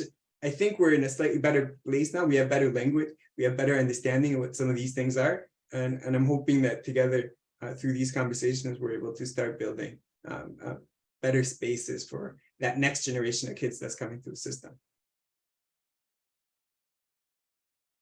Gracias, Trustee Matias. Again, so important when you mention around how is it that we then can make those changes so that future students are being able to be provided with a structure and those systems that are actually going to be able to flourish their academic and their well-being excellence. So thank you so much for highlighting also the complexities and nuances within our communities, and how, again, that because our communities are made up of so many beautiful differences, that it really takes a conscious effort in order to support all of our communities. And so up next, we have Derek, Derek Chica. We want to know, did you see yourself represented within the adults in the educational space when you were going to school? And also beyond and including your physical representation as a person of the Latin America diaspora, what has been fundamental to you being able to support co-creating transformative spaces alongside and with students? Yeah, thank you. So yeah, no, I definitely didn't. I didn't talk to any of my high school teachers. And in elementary school, I actually moved schools a lot. I went to, I think it was 7 different schools in 6 years or something. So it was elementary school, not so much, I don't remember as much, but high school, I did not see myself with any of my teachers or really talk to them or engage with them in any way. University was even worse, like U of T sciences, definitely did not, outside of actual science questions, I didn't really engage with students, with professors. And I think that sort of fueled my desire to try to be that person for other people, to try to be that person that they could talk to and approach.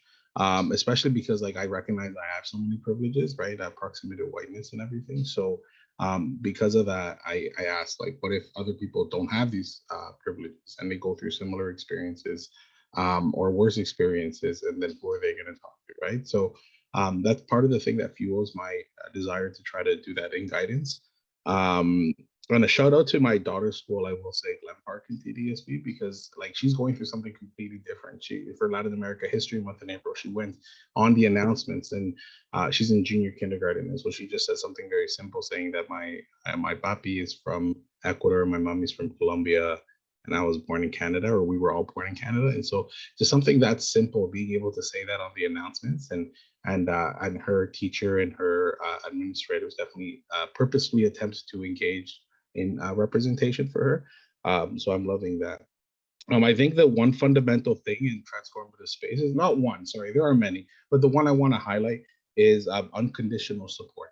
I think a lot of youth, a lot of children need this sort of unconditional support and unconditional love, sometimes people call it, right? And that doesn't mean lowering standards. Sometimes when we talk to educators, we say, okay, we need to support them no matter what. And then the response is some sort of merit-based response or something like that. So it's not, we're not saying anything about saying, okay, we not need to lower our standards to different things or lower expectations, especially. We can maintain the same expectations, same standards. But we students and youth and children need to know that we will be there to support them through different things.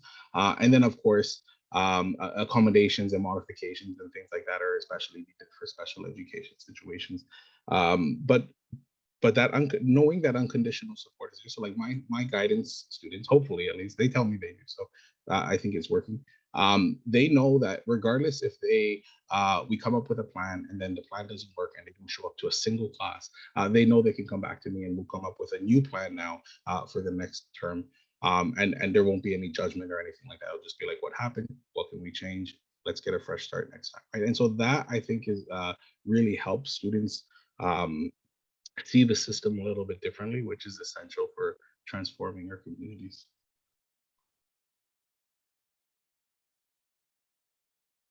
Thank you, Derek, so much for highlighting that piece in regards to, you yourself now as a parent being able to see those shifts within their education and how that definitely brings hope in regards to how collectively we can continue pushing educational spaces to do better. And so up next, and last for this question is Ixchel. And so Ixchel, we want to know, did you see yourself represented within the adults that you were seeing in your schooling journey, in your education journey, and also including and beyond your physical representation as a person of the Latin America, Abya, Yala, Pachamama diaspora? What's been fundamental to yourself as Ixchel that has supported yourself in co-creating transformative spaces alongside and with students? Ixchel? Yes, gracias, Andrea. And that question really made me reflect, made me think about, how many Indigenous or Latinx people have I met throughout my career? As a student, I know there was one teacher and many students, right? But as an educator, and the people in here in this panelists are like the ones that came into my mind. I'm like, yep, I know so-and-so, I know so-and-so. And I met more when TDSB, when I did see a call out for the Latin American committee, right? Again, it was another place where I found, okay, I'm home, right? Because there's this diaspora where, yes, I identify as Indigenous, but I also know that there's this identification as Latinx, right? So I'm both and I can still count with, I guess, two hands of how many people I know that I have seen in I think I'm almost in my 20th year in education, that I've met, that identify, has the from Latin America, Abya, Yala, Pachamama, Diaspora communities, and there's still a lot of work to be done. Now, like I shared earlier, to my surprise, in the community that I'm in right now, there are a lot Latin American students in our schools. To my surprise, again, a lot of self-identified Mexicans, but also a lot of Ecuadorians, a lot of Colombians. So it's really great to see. And I know that, right now, I feel like when my parents came to Canada, God, I think it was 38 years ago, where the families are learning how to navigate the system, right? So before I was concentrating, more in students, and now with all these families that are immigrating to, I work in Innisfil, now I'm thinking about, how can we support Latin American parents, right? In a context where I am, where it's mainly Caucasian people, like how do we support them in navigating the system? So, I do work closely with the board, and one of the things that I would like to do is start creating those networks, start connecting all of the Latin American Yala, Pachamama self-identified people, and learn with one another of what are we navigating in. Because another thing that I have noticed here, and just like what when I was growing up as well, we want to fit in, right? We want to have a place of belonging, and because of that, we assimilate, right? Like I shared earlier that I changed my name to Michelle, right? Because Michelle was so difficult to pronounce.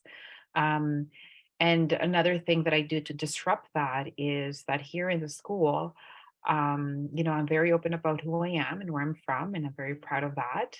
But I also I go by my first name, right? And that's one way that I have decolonized education for within my context of where I am, because who says that we have to be called by our last names, right?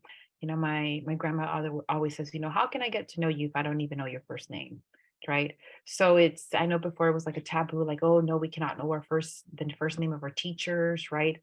Some people think it's like because of respect, but in school, I've used it as a learning opportunity where I've shared with students and staff that please call me by my first name, Miss Excel. And I teach them how to pronounce my name correctly. And in the school, I went from class to class and said, this is the way you pronounce my name. And I tell them the importance of knowing names and pronouncing them correctly, right? And there's many books that share that, and then I read just different books to students, and it's a way for me to build a relationship with students and also with staff, which was a big shock to this community, right? I remember one of the teachers asking me, are you allowed to do that? Like, did the principal okay it? And I'm like, you know what? I don't need permission of how I self-identified, right? So that's one thing that I have done. And now, and it has a joke because, like I shared earlier, my name is indigenous. It's from the Mayan community, even though we're not Mayan. And one thing I've shared here is also, if you do not know how to pronounce my name, because it's, the goddess of the moon and the stars and fertility and a warrior, then I tell people to just call me goddess, right? So, it's a joke that I always say with the kids and the staff as well. And some do, right? Which is funny. But, it's really heartwarming how people do make an effort to pronounce my name correctly, right? Even with staff and even with students. And even with parents, they said that they really appreciate how we're disrupting that notion of what formality looks like, right? What formality sounds like.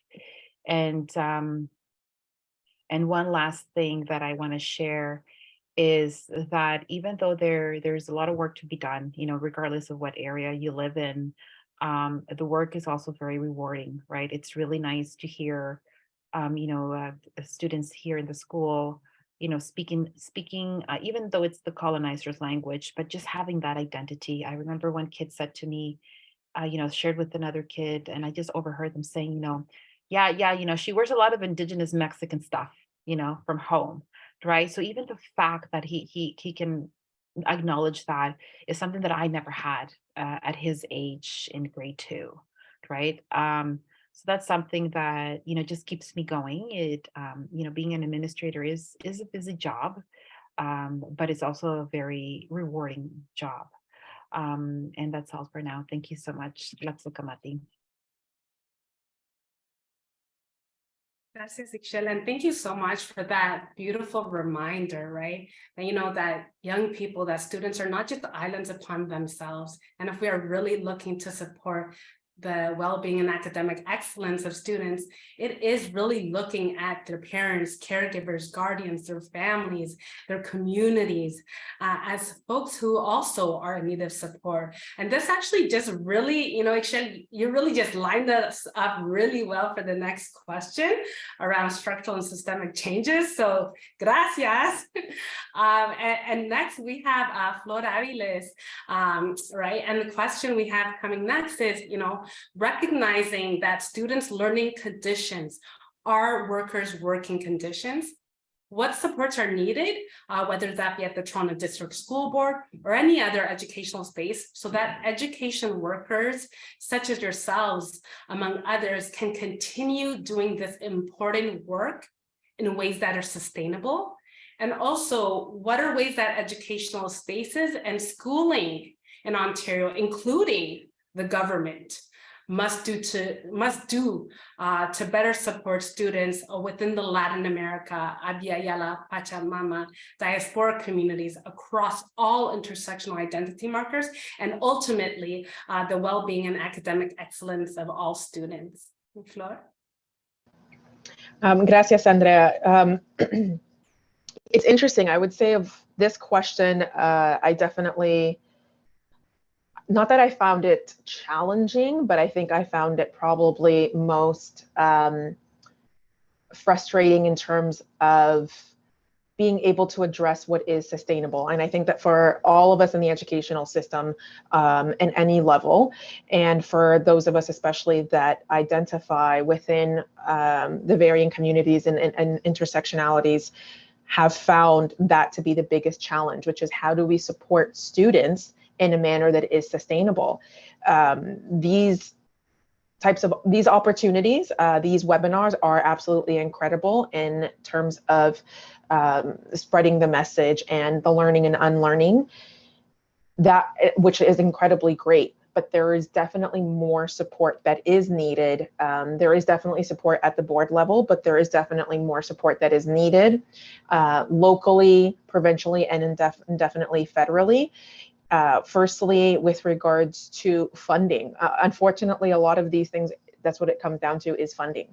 And it is unfortunate that there are so many of us that want to do more, but one, the time is very limited, only 24 hours in a day, and somewhere in there we have to sleep and eat and just kind of live regular, more or less lives. And secondly, being able to have access to funding for these things, for various opportunities, and as well as being able to provide the resources that students need. And so I think that really dismantling those barriers and the Eurocentric focus that we've had for so long with regards to funding of programs, and in this case specifically the Spanish program in terms of the education of the language, but then also the education of the Latina culture and all of the intersectionalities as well in the diaspora, because what we've seen predominantly, and in my own experiences, is that there is a lot of funding that is given for FSL learning. And of course, that is very important. But even with that, it tends to be in a very Eurocentric focus. And so those are things, and there are a lot of educators that are trying to dismantle that. However, there is little to no funding for Indigenous languages, for other languages that are first languages to many students within the TDSB and within other school boards. And as a result, there have been so many language programs and so many just various programs where students feel included and that they belong have had to close. And so I would say that the funding, not only for the programs, but also to support educators that want to do more, that want to have more spaces and time to be able to discuss things with other colleagues and other individuals, not just within the board, but within the province, within the country, etc. Because we often don't have a lot of the professional learning time. That's also very limited. Like I said, funding for various programs, and even having more committees available, for example, student committees that identify within the Latina community. All of those things are things that are lacking, and it's not from a lack of want or need, but from a lack of time and funding, which is really what is needed. And I think it is really great that there are individuals at the board level that are working very hard to access this, but this speaks to the bigger umbrella of the Ministry of Education and being able to open all of that funding, not just to the French language because it is the second language, which again speaks to the linguistic colonialism, but also to, like I said, Indigenous languages and other languages that are spoken by students in our school, in all of our schools.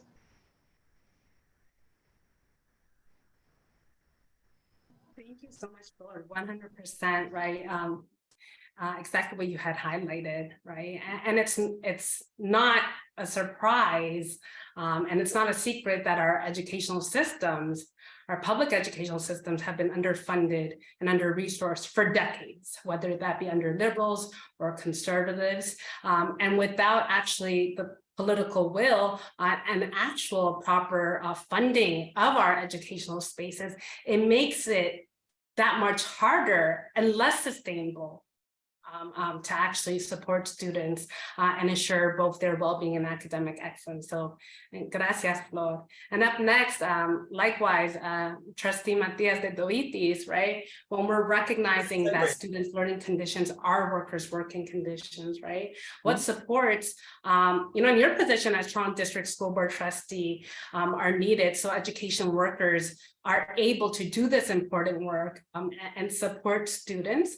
And what are ways that educational spaces and schooling in Ontario, including governments, what is it that has to be done to better support students within the Latin America diaspora and ultimately all students?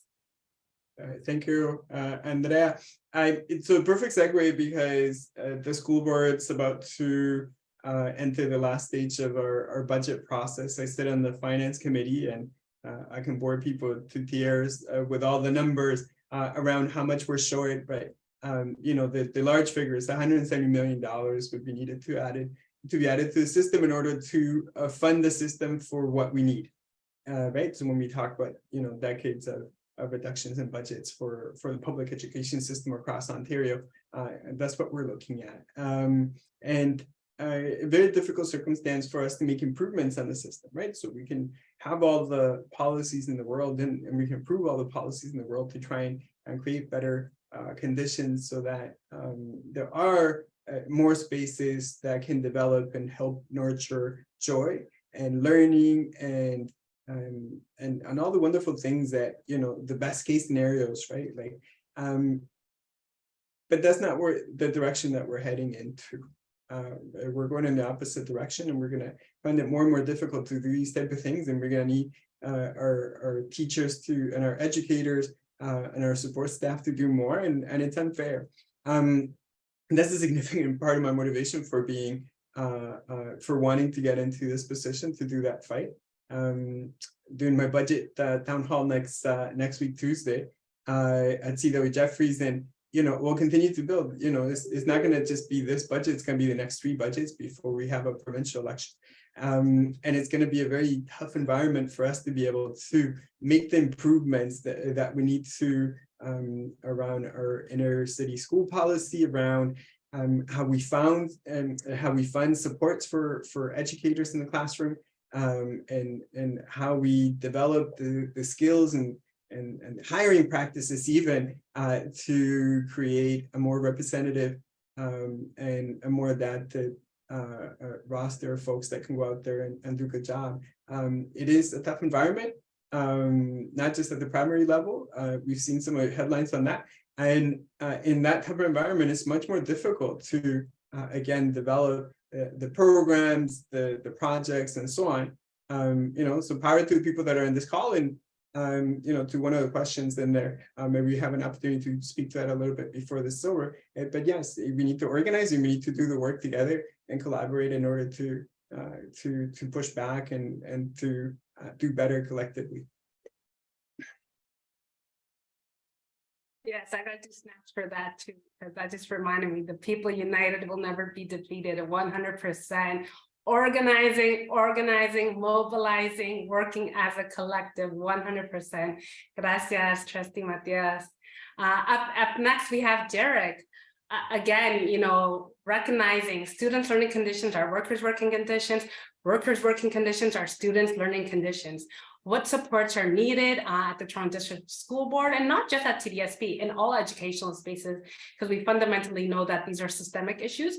And what do educational spaces and currently our provincial government, what has to be done better in order to support ultimately all students? Thank you. Yeah, being a union person, I got into the labor movement things maybe 7 years ago or so. But this is something I hear all the time from education workers across. I mean, we need to always remember when we talk about education workers, it's not just teachers. We're talking about safety monitors, we're talking about caretakers, we're talking about cafeteria workers, office assistants, psychologists, social workers. Like there are so many people who make a school work. And I can tell you right now that just workers in general inside schools are just not doing well.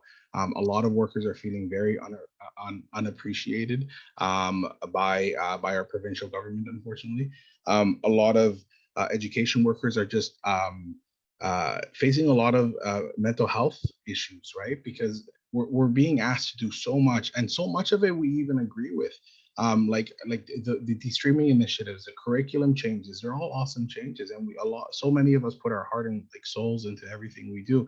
And so we agree with them, but they're being done in a way where it's like a snap of the fingers being like, do this tomorrow. We need time.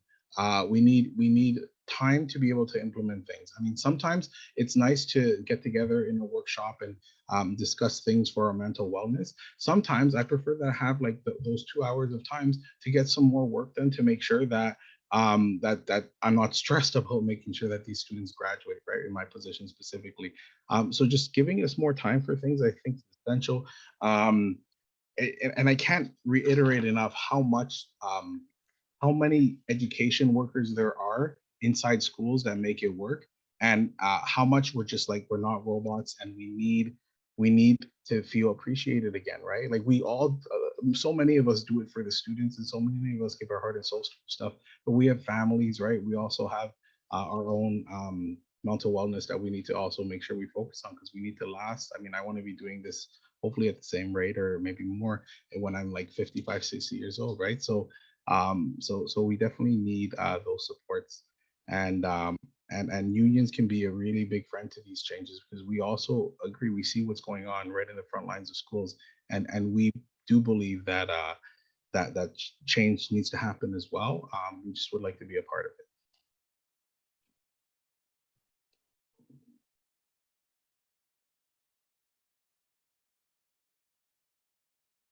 Gracias. Thank you so much, Derek. 100% getting involved in unions, people, power building, 100%. Thank you so much for sharing that. And we're going next to Ixchel Bennett. Again, what is needed so that this important work that education workers are doing can be sustainable, and what systemic and structural changes are needed, not only by educational spaces, but by the government in order to have students fully supported. Yes, thank you for that. You know, I'm thinking that what we need, you know, something that Derek also mentioned is just time, right? Just give time. But also more importantly is that open to learning stance, right?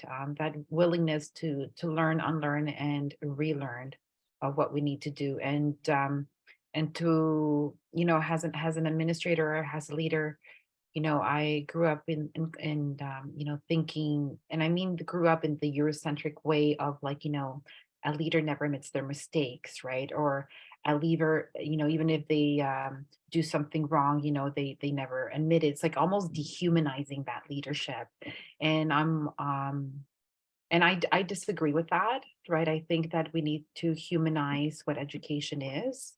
You know, one of the things that I tell staff here is that, you know, your health comes first, your mental health and well-being comes first, and then your family. And, you know, this job requires a lot of us. So when we are here, we need to be doing well physically, spiritually, emotionally, mentally, so we can give, you know, all that we can when we are here. And sometimes, you know, this job requires 150% of us to be here. And I think also, you know, in leadership, and when it comes to supporting staff, you know, for any redirection, is also one way that what I do here is it's meet in a circle, right? So not to reprimand, you know, to say, okay, you know, we need to. I know there's a process, right? I know that there's like a union and there's a process to do things, but sometimes I think we just need to humanize education and say, okay, can we have a conversation, right, about this? And And of course, before we do that, there needs to be that relationship building with staff. And that has worked out for me. When I was an admin in TDSB at a school, in an Indigenous school, and there was something that we wanted to address, we did it the Indigenous way. You know, we sat in a circle, we started with a smudge, and we all said what our intention is to be there, right? Which is to find a common solution and that works best for all. So I guess what I'm trying to say is finding new ways of leadership and not just the Eurocentric way that we know of, right? So and that is also allowing us to solve problems the way that we see best, that works for us within the context that we are in. And another thing for education that I find that we really need from the government is funding, right? Like, I mean, funding gets promised, and then those are broken promises, right? And we see this over and over again. And we just see the knowledge gap and the achievement gap just getting larger, larger, and larger, right? And another thing too is, you know, this year has been the first year that we've been back to school without any interruptions, right? And what I mean by that is without COVID, right? Without being online. And in my 19 years of career, this has been the most challenging year for a lot of us, right? For educators, for students. You know, the mental health is something that we haven't focused on, right? And we can't reach a child, you know, if we have not reached their spirit, if we have not nurtured them emotionally. You know, the mental aspect of academics, sometimes it's put at the forefront, right? The pressure of EQAO, and I see this in teachers, that they have this pressure that they need to perform, right? So I go back into humanizing education. That first, you know, when I was teaching in the faculty, I would tell students, you know, we don't teach the curriculum, right? We teach students. It's okay if you cannot get to that curriculum expectation, right? There's only certain expectations that you need to report on report cards. Of course, we expect all teachers to do it all, but as a teacher, you know that there's a lot of curriculum expectations, especially like, you know, in elementary, when you're teaching all the subjects, right? And sometimes, you know, teachers rush through it because they need to get to the curriculum and forget that, you know, they're teaching students, right? And that's what we're doing. So I think also,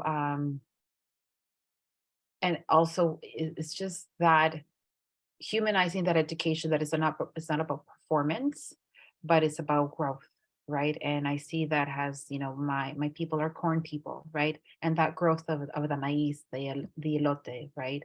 Of tlayoli and nahuatl, it's allowing that seed to grow in its own space, in its own way, in order for it to be strong and healthy. Thank you. Gracias, Ixchel. Thank you so much for that, and reminding us again, like when you mentioned, humanizing education, humanizing ourselves and who we are together in community. Because once again, without our own well-being, without our own strengths, how are we then in return going to be able to support others? So gracias, Ixchel. And next we have Dr. Cristina Guerrero. Please, again, what's needed for structural and systemic changes in order to actually be able to support ultimately all students. For sure. And you know, just in the interest of not repeating what everyone has said, you know, and I echo a lot of the panelists here in terms of the you know, really humanizing education, really thinking about, you know, who, you know, making informed choices when it comes to who we elect to office, despite the realities, of course, you know, that promises do get broken. So there's that. But one of the things that I'm going to say two short points in addition. Something that we do need to think about as educators, right? Part of a network of educators, rather, is our own sense of academic and cultural humility, right? And you know, really thinking about what is it that we mean by education? What is it that, you know, whose knowledges are we honoring? What do we mean by curriculum when we're talking about mental health and well-being? What is it that we're talking about, and how do we actually support that? And I cannot tell you how many times I've received messages about like in support and all of that, but it's like, you know what, that's not actually what I need right now. What I need is something else. So that's one thing. And then the second thing, you know, when we're talking about sustainability, really thinking about what is it that we mean by sustainability? Are we looking at long-term impact? And impact on what? And I love the question, right? Supporting students across the Latin America, Abya, Yala, and Pachamama diaspora communities. And that sustainability can take on so many forms, right? Whether we're looking at how our pedagogical strategies will impact students, not just now, but maybe later on. Whether we're looking at how we even talk about environment, you know, how do we use the outdoors? How do we conceptualize school and schooling? And so for me, especially a big part of supporting students is going to be that humility piece and how we really walk with them in terms of really putting our words and our teachings into practice. That's all for me here. Thanks. Thank you so much for what you've shared with us. And we're actually going to be jumping into our closing, more so question, but definitely it's going to be like a 1 minute blaster or even less than, but we are going to be closing off right now with our panelists. And the next question really is, what advice would you give to students in regards to their career paths and themselves choosing, you know, beyond just a career, whether in education or otherwise, and aligning it with their own passion of life as a way to follow their own passions while simultaneously finding joy in life. And so just a few sentences, what would you advise students? I mentioned my grandma a little earlier, and she gave me really good advice when I was little. She's super successful. I got to experience all kinds of things. I got to travel, helping people, and she told me, find something you love. If you do something that you love and you're good at it, you'll continue to enjoy life and so on, right? Don't just work for work, right? Like try and find things in life that you enjoy and that you love, and you're that much more likely to be successful in life. And I try to live by that. So I try to share that one whenever I can.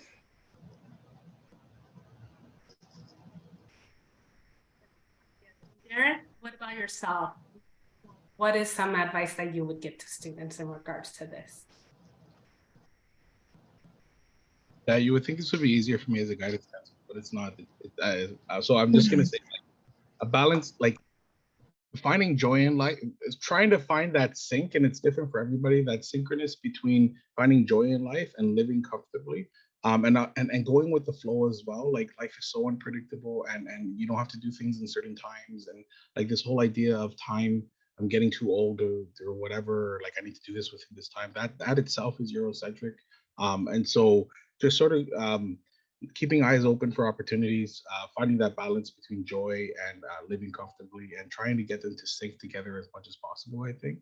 And just like seeking support is huge. Sometimes, especially men, sometimes don't want to seek support, and that's a huge part of success. Thank you so much, Derek. And Excel, what's some advice you would give to students?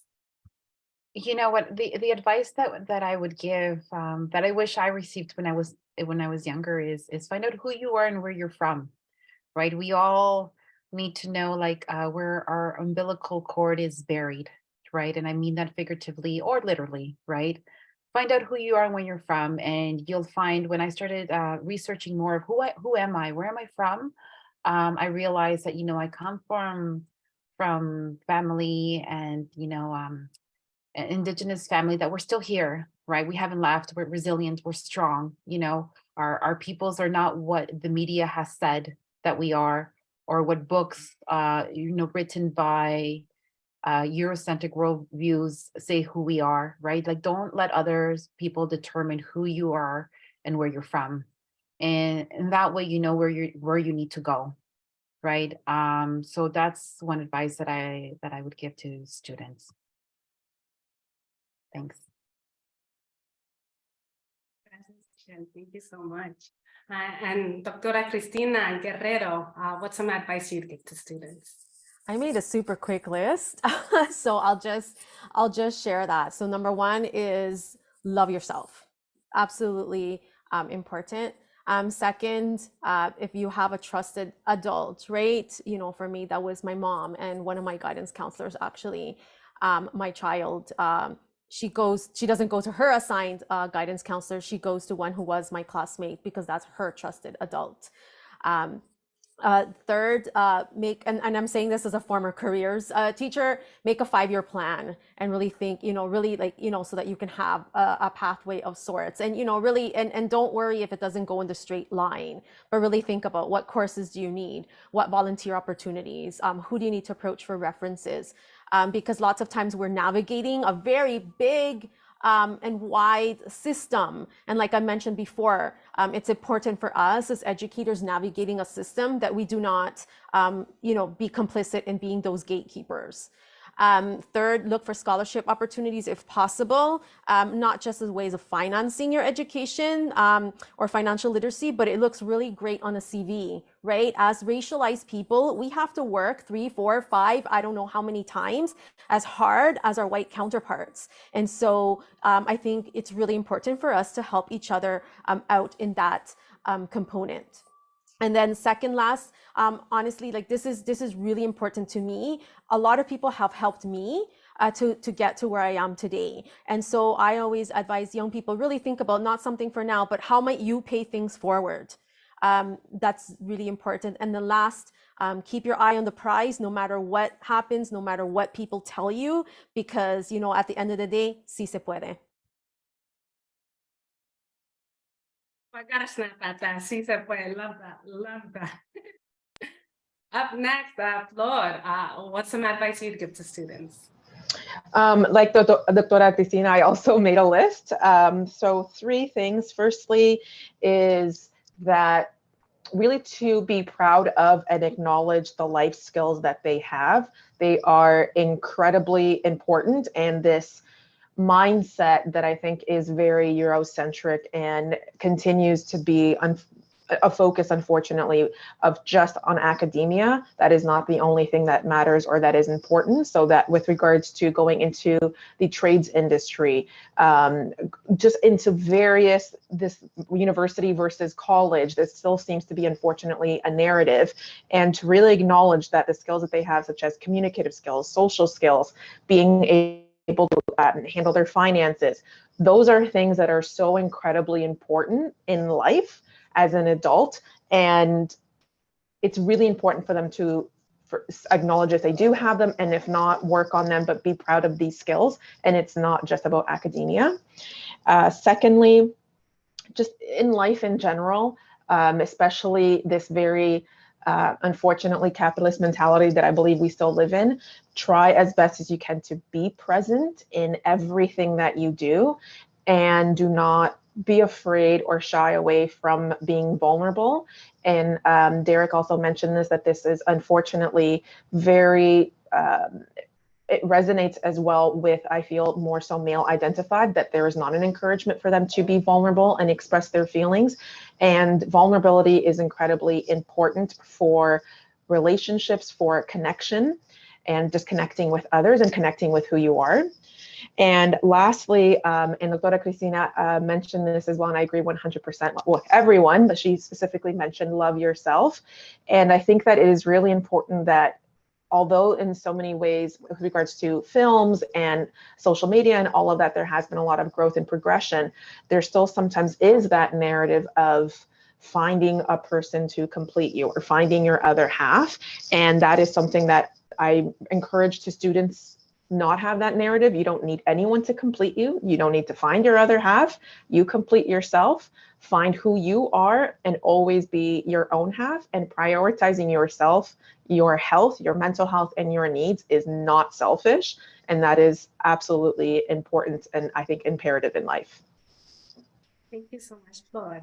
And we're actually, we were able to get Matthew Echavarria Webb, who we had read out their bio and were unable to make it earlier, but they were able to make it just now. So would love to have, a few words, also advice, what would you give, what advice would you give to students, but as well as, briefly speak to any additional pieces that you would like.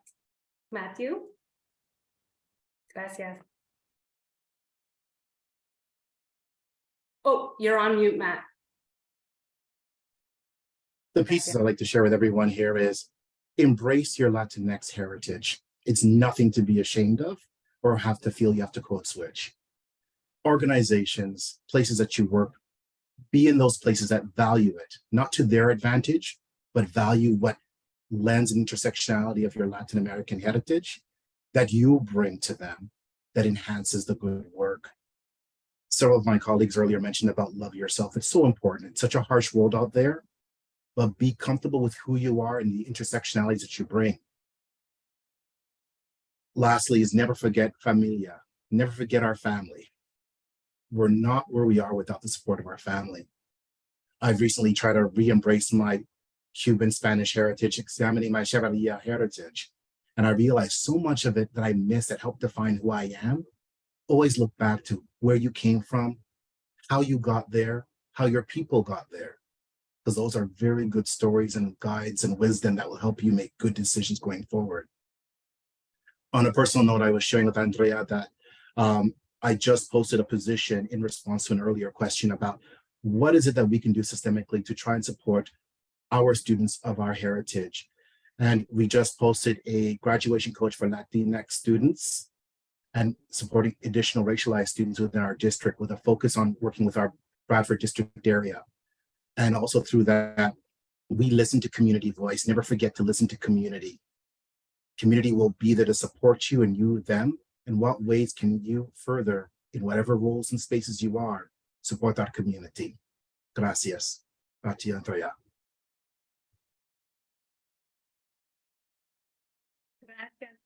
Gracias, Matthew. Thank you so much for closing out this space with those beautiful words. And once again, thank you everybody for joining us today for Beyond Just a Career panel, Latin America, Abya, Yala, Pachamama, Diaspora, and K to post-secondary education. We were able to be brought in an intertwined journey, both professional, both personal, by these amazing education leaders and change makers of the Latin America diaspora. We're able to learn about systemic barriers, pivotal moments in their lives. We're able to learn about what are the structural changes that are necessary in educational spaces, but as well as government-wise, in order to actually be able to support our Latin America, Abya, Yala, Pachamama, diasporic students, and ultimately the academic and well-being excellence of all students.